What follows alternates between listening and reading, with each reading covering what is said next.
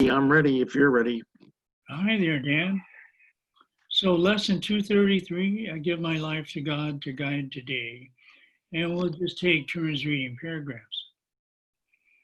The interesting thing about this lesson, I thought so when I read it, is that Jesus specifically speaks of God as our guide.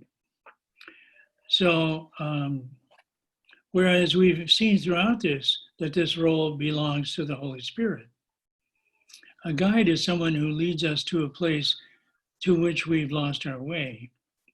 Since in God's mind we cannot be lost, for we never left home, there is no need for him to guide us to where we already are. Thus, in this lesson, as in other places in the workbook, God symbolizes his memory in our minds that is held for us by the Holy Spirit, who reminds us of what we truly know but have forgotten. So here Ken is trying to make sure that everything remains clear and there's no confusion. Yeah, it's actually a good idea because sometimes without Ken's explanation, my mind would say, well, if you're saying that God isn't aware of us in our dream, then how can you keep speaking of God the Father as if he's involved in our world in that material sense? And so it's almost like these are kind of explanations that I needed in order to be clear that you're not making God part of the physical world, yet you can be guided by God through the memory of God and what's right. And so it's a real fine wire, because people are, instead of seeing it symbolically, I know my first inclination was to make it physically real, that God is physically in our world. Okay, well, I have a little different take on it. Yeah. I think Jesus knows what he's doing, and he doesn't need anybody to help us understand him. And so when he starts talking in this lesson about God being our guide, I think that this is what's different about part 2 in the course. It's very different from part Yes.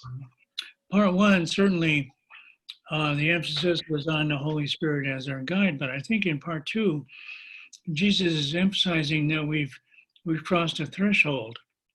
We've completed the beginning training, and now we can communicate with God directly through self.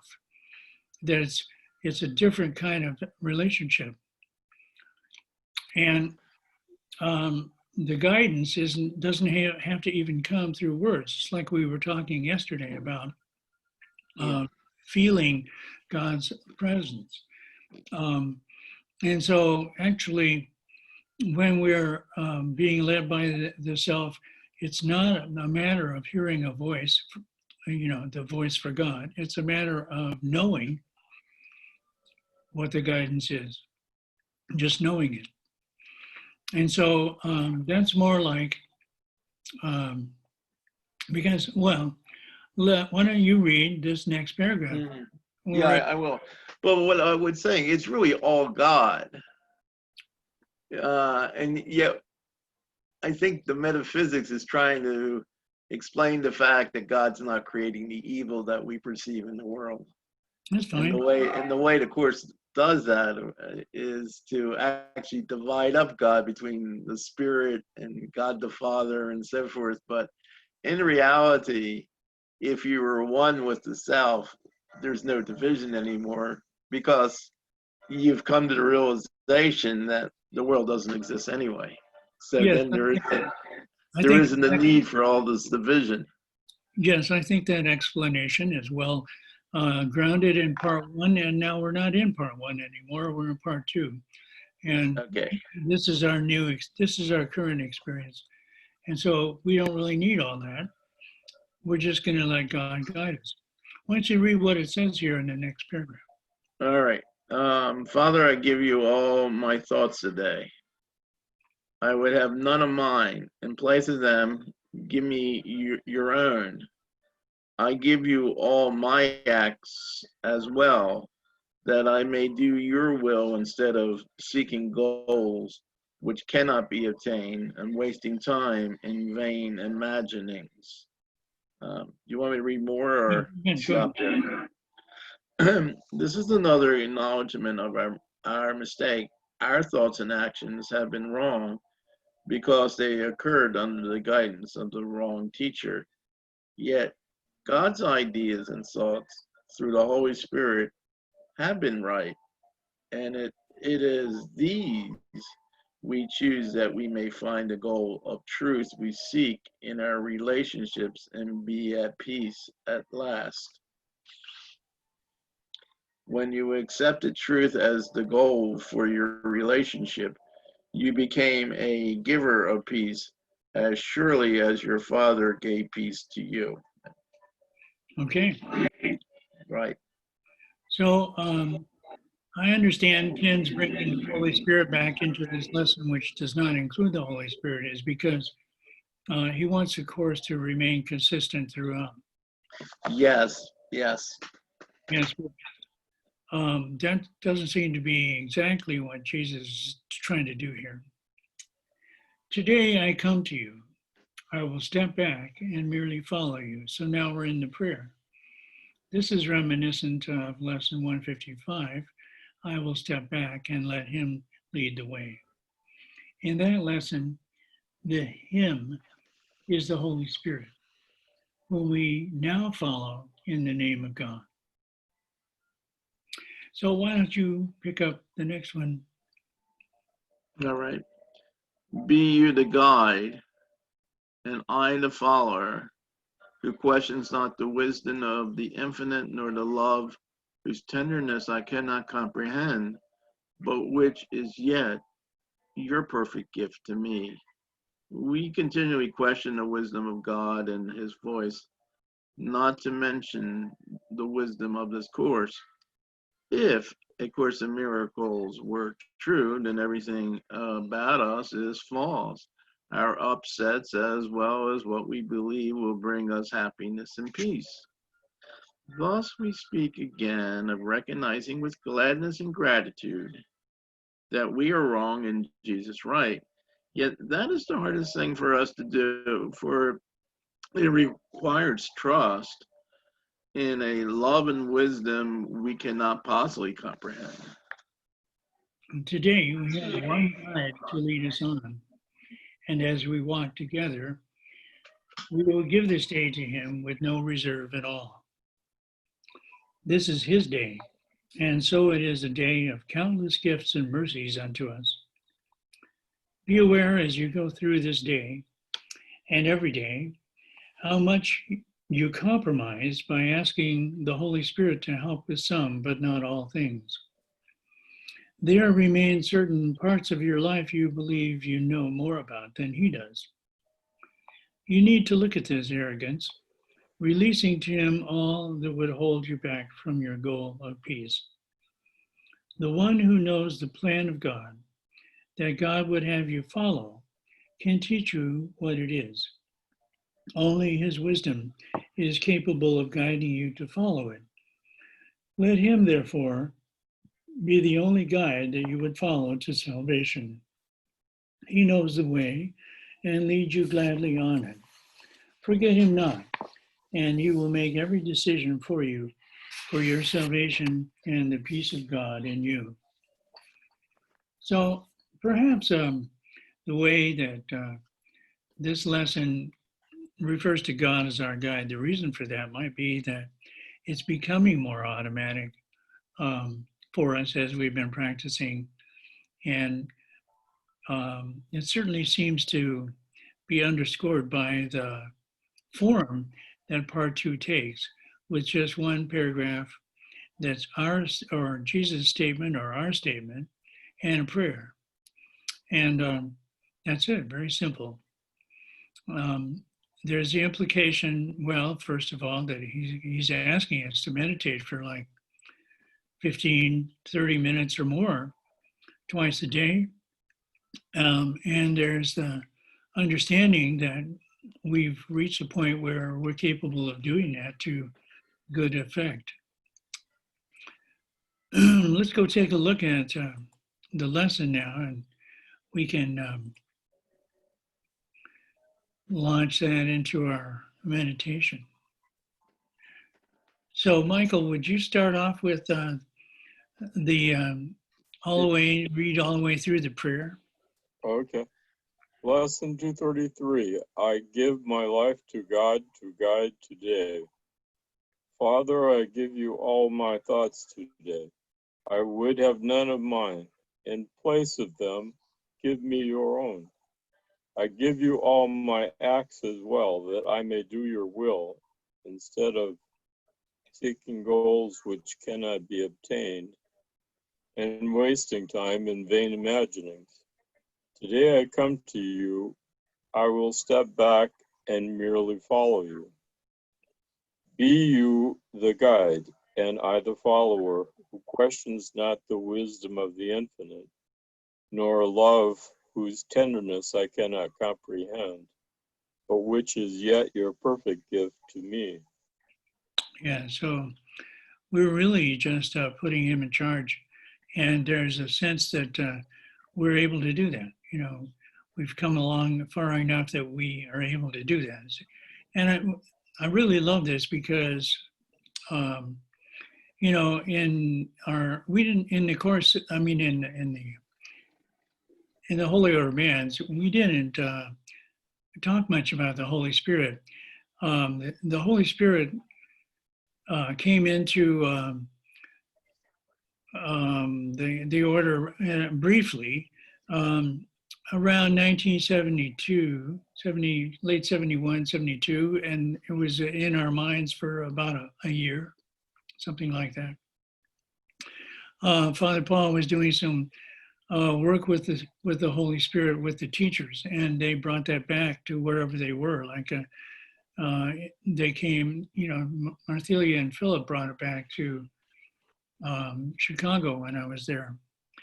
And we had some, you know, kind of spiritualist experiences in the chapel. So that didn't last very long, but there was an experiment with that. But all along, our goal was to ask, you know, Jesus was helping us to get to know God, but we were really asked to get our guidance from God. He was Jesus was our older brother, and God was our self. So this feels more familiar to me in that regard than our experience in the order. You want to? It's like written in more the typical theistic Christian approach that, you know, you're praying to God the Father and hearing from God the Father. Yeah. Yet, you know, I still honor Ken. He comes to the same place, but he wants to keep the distinctions clear. Yeah, I understand. He's the editor, and he's one of his main goals for the course was that it be consistent throughout, which is why he took out references to soul, for example. Yes. And invented the decision maker. Well, that was his invention. Okay, right. All right. It's I couldn't remember if it was actually, you know, coming from the text or not. Well, I was in a meeting where he was asked directly, where would the soul fit in? And I don't know I don't remember his full explanation, but I do remember that he directly said that would be the soul, if you were using that word. Yeah, if you were using that word, and he chose not to use that word because he didn't want to engender confusion. Yeah, he thought it would be confusing. Apparently, the word soul has different meanings for different people or something like that. I don't really had that problem with the word soul, but so wasn't sure what he was referring to, but I took his word for it that it's a controversial term. Yeah, I don't. You're right. I never, till I read Ken, I never thought of the soul as being controversial. But if I think about it now, what I would tend to say is the soul sort of makes concrete an individual identity, and the course is really trying to move us to the place that we're giving up our individuality and the sense of our identity with who we think we know. And I think what happens when you start talking about soul, you start putting the emphasis on your identity as an individual. And he wanted to get away from emphasizing, putting that emphasis there, because basically the place he's trying to move people is the realization that the world we see with our eyes is an illusion and doesn't really exist, and even our sense of identity, which we're so entranced by, doesn't in the final analysis doesn't really exist either. Yeah, I think Ramana Maharshi has really helped us to make that distinction, to strengthen that whole question of identity. In order, Father would sometimes really rail against our egos, as your ego speaking, that sort of thing. And he did that with the teachers, and they did that with us. And it's true that so he had, in his teaching, he had to be carefully make a distinction between our individuality and our personality, which he used the word personality to be an aspect of the soul. And so we should probably make it clear here, since I decided to record today, that especially that the way we define soul is the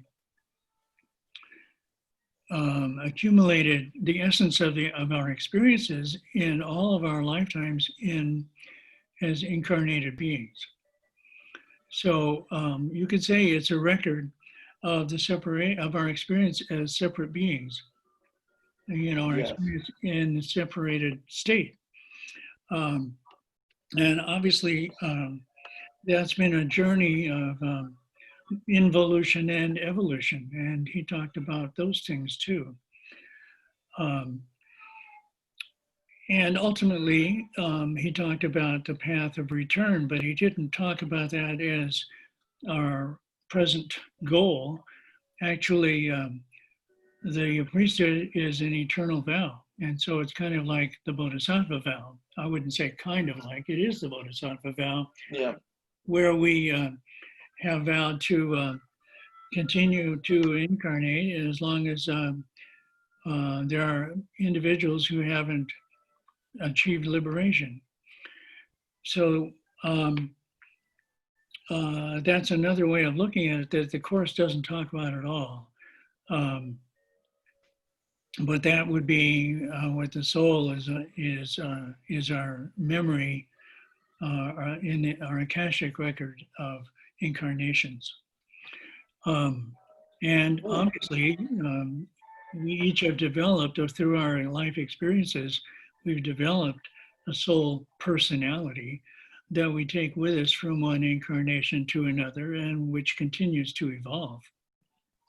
I like that, because it was something I was confused about that you just explained, that trying to bring together the teachings of the order and the teachings of the Course, and not seeing that they're really contradictory.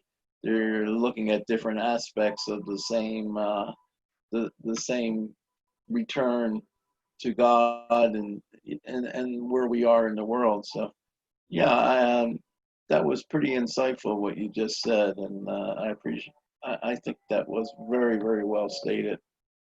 So what's interesting is that, the Course does talk about when we return to God, that we completely dissolve our identity in the oneness. And I think that that the order, the Father taught that too when he talked about the path of return. But at the same time, we have to realize, like for example, take Jesus. He's the author of the Course, and he has a definite, distinct personality. And you look at other ascended masters that have brought teachings to us through different individuals. And like Arten and Persa in Gary Renard's books, they also have distinct personalities. But it's like, so let's say those identities still exist. You could say in the Akashic record, if you want to find if you want to create some kind of structure that makes it comprehensible to human beings. But it does exist. And so so even though they've ascended, they've gone into the oneness, they can still be called upon. That identity can still be activated and brought to bring messages to Earth or any other planet. So you think that the Jesus that was a personality that spoke 2,000 years ago when he had the ministry is the same Jesus personality that's speaking now to us in the Course, even though we accept the fact that he's achieved oneness of mind, and usually oneness of mind means your identity has dissolved into the oneness. Right. Yet that personality can be activated to bring further teaching to humanity. And he as much as says, he said that my teachings in the Course are meant as a correction for mistakes that my disciples made in their, ignorance. So he's just wanting to correct the record in the Course in Miracles and give us a really say, this is what I was trying to teach. That's what he said. So, yes. I think I'm going to let that one rest for myself, whether we're speaking of Jesus as a symbol or we're speaking of Jesus as a physical, almost like a physical spiritual reality. So I think I'm just going to let that one sit without thinking about it and just accept that. Use it. Jesus is right and I'm wrong, and use what Ken's teaching about returning to being totally absorbed in the self and being guided by the self is the important thing, and not to get my mind thinking too much whether you retain a personality when you become identified with the oneness or you don't, or what the situation is, because really it's beyond my reach, because I'm not there. So why speculate, Yeah, I want to make sure that you understand what I was trying to say. I don't mean that he retains his personality. What's that? I didn't mean to say he retained his personality. Oh, that's what I thought you were saying in some sense. No, it's sort of like a suit of clothes. You take them off and you go to bed at night and you go to sleep. You take off this personality. It's just like a suit of clothes. You take it off, you put it aside. You're in the oneness, and you're not involved with that personality at all. But it's there if you need to use it to do a mission, for a specific task. So you have that. Obviously, you have that freedom just as we had the freedom to incarnate.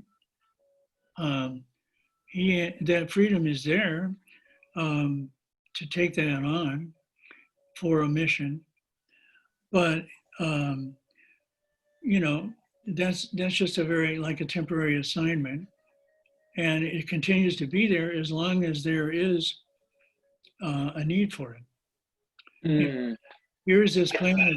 Here's all these souls that are, believe that they've left God, and some of them are struggling to return, and some of them are struggling to get away as fast as they can. To go the other way. Yeah. But there is there is still this situation that needs to be dealt with, and occasionally ascended masters will bring forth teachings for us, and they may reincarnate even for a particular task, like to be an avatar. But that's not their ordinary state. Their ordinary state, which is the same as ours, is oneness with God.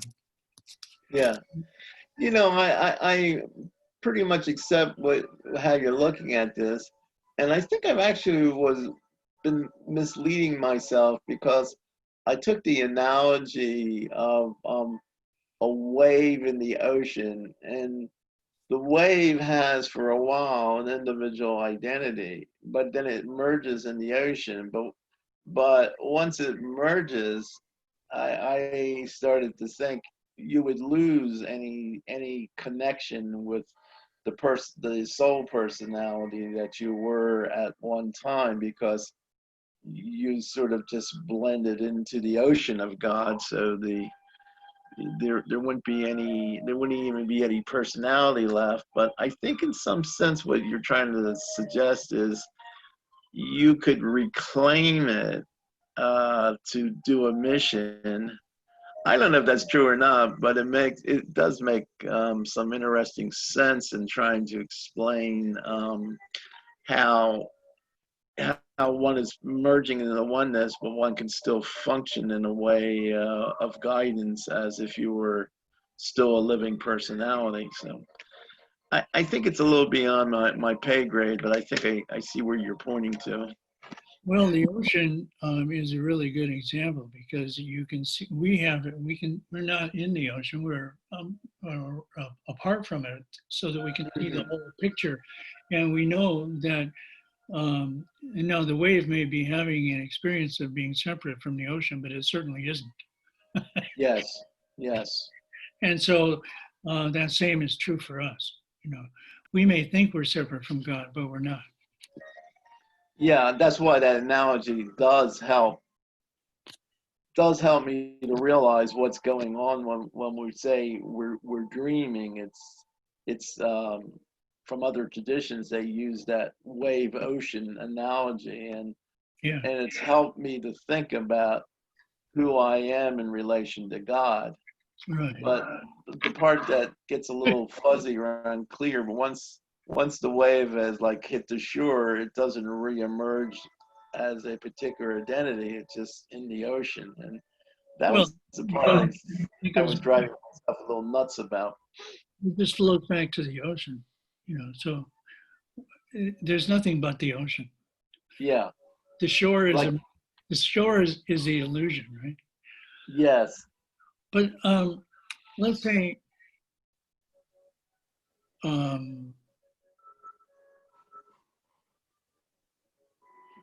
well, where was I? The ocean. Yeah. We're trying to talk about how we could have a spiritual identity through a personality and yet still be immersed in the ocean. There's so many ways that things can happen. Like, remember the whole idea of a walk-in? Yeah, like a soul comes. Yes, I do.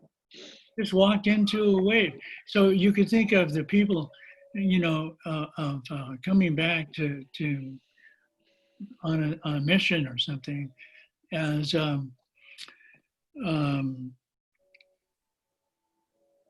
catching a wave. Yeah, but my way was thinking about it. Even when you drop the body, you have not really totally merged with the oneness. You're still living on the other side in terms of a identity. Maybe I'm wrong in this conception because I'm not talking from my own personal experience.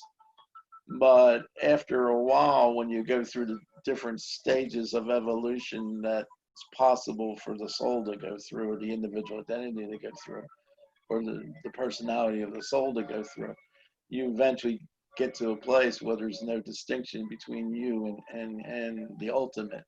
Yeah, so you have to, and that's an experience that you have to achieve while you're in the body. Yeah. Really? Okay. Um, I know a lot of progress is made through the body, but I wasn't sure whether you'd say the no, total merging. there's the tiny gap, right, at the end. So, but as far as reaching this real self-realization or God realization, it happens in the body. And Yes. the last step, like, is where you completely merge after as you leave. But it's like the realization is accomplished here. That's the whole point of that's how the return works, because we came to think that this world is real, and we have to realize that it's not while we're Yes. here, and treat it treat it that way, and so achieve a sense of total um, a sense of total return to God in the mind while we're still here. And that's how we uh, reach the state where we don't have to come back, because we've freed our minds from the delusion of separation completely.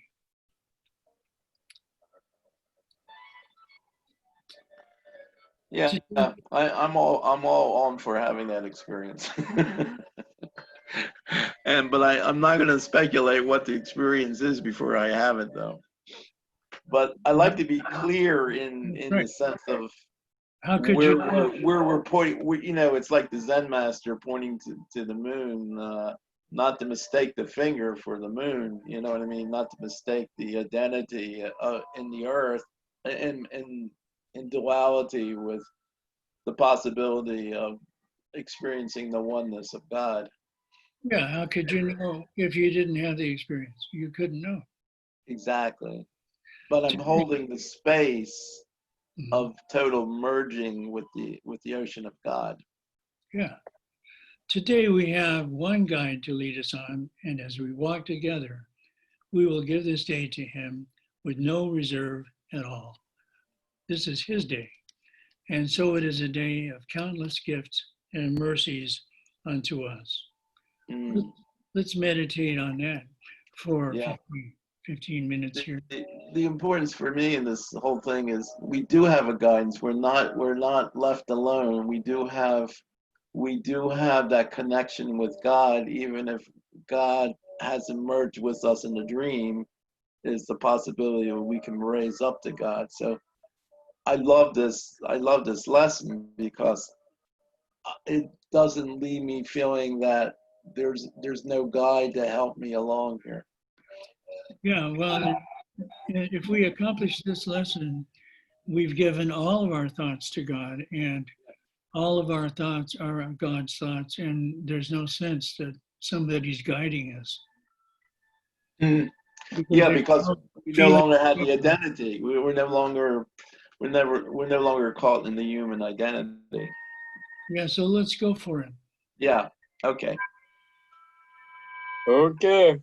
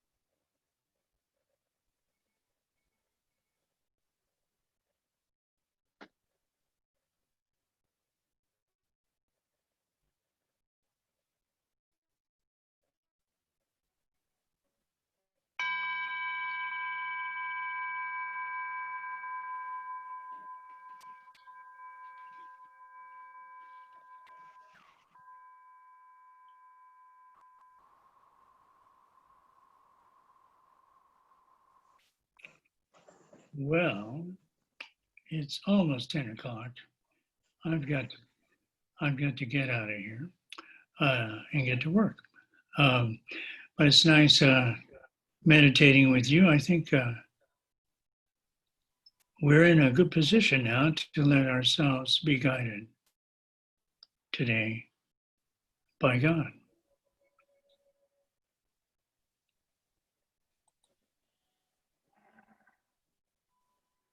We've accepted that it's possible, for one thing. And that's really important. So I'll see you tomorrow morning, tomorrow afternoon, your time, and look forward to it. Have a good day. You too. You too. Thank you.